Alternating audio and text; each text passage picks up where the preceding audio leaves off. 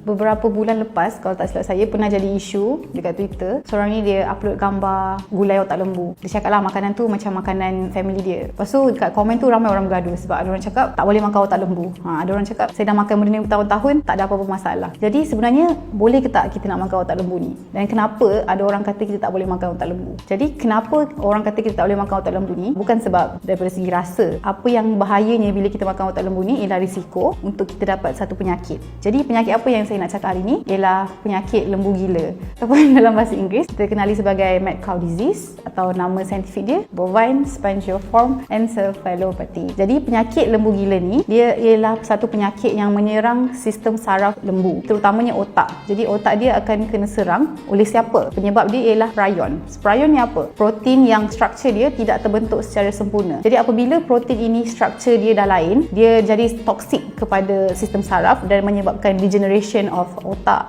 Jadi bila otak lembu tu dah terganggu, sistem saraf dia terganggu, kita akan nampak simptom-simptom seperti susah nak berjalan, lembu tu macam shaking, ataupun simptom lembu menjadi lebih agresif. Bila lembu menjadi lebih agresif itulah dalam bahasa Melayu kita gelarkan penyakit lembu gila. Jadi sebenarnya dalam Malaysia belum ada kes lembu gila ni direkodkan. Tapi penyakit lembu gila ni ialah satu isu yang popular di United Kingdom. Jadi kat United Kingdom pada tahun 90-an catatkan bilangan yang tinggi dan mereka suspek ialah kerana mereka berikan lembu ini makan bone meal, iaitu tulang daripada lembu lain yang mereka kisar dan mereka beri makan kepada lembu mereka, dan mereka suspek tulang yang mereka kisar tadi tu ada prion daripada lembu yang mereka dah bunuh tadi. Jadi kalau kita manusia makan prion lembu tu, kita akan dapat penyakit lembu gila ke? Jawapannya ialah ya dan tidak. Kita akan dapat penyakit yang sama seperti penyakit lembu gila tapi dia tak panggil penyakit lembu gila. Dalam manusia dia digelar CJD ataupun Creutzfeldt-Jakob disease. Jadi penyakit ini mempunyai simptom yang lebih kurang dengan penyakit lembu gila, iaitu dia efek otak, so kita akan ada masalah dengan pergerakan dan juga ada masalah memory loss. Jadi kenapa benda ni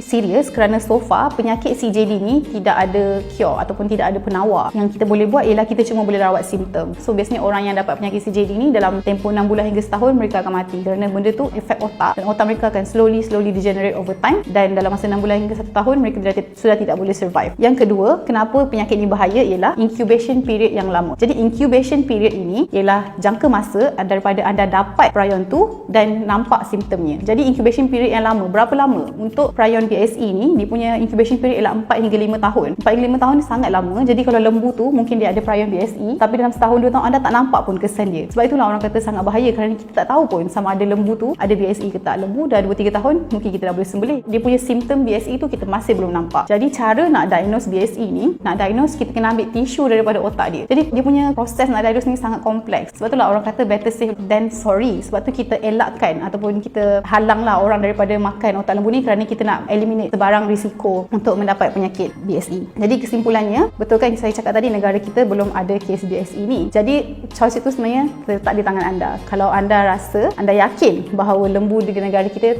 tidak pernah dan tidak akan mendapat BSE, jadi hak anda untuk makan otak lembu tu masih ada. Tapi jika anda rasa better safe than sorry dan anda nak avoid any risk of contracting CJD, then it's better you tak ingest atau tak consume otak lembu.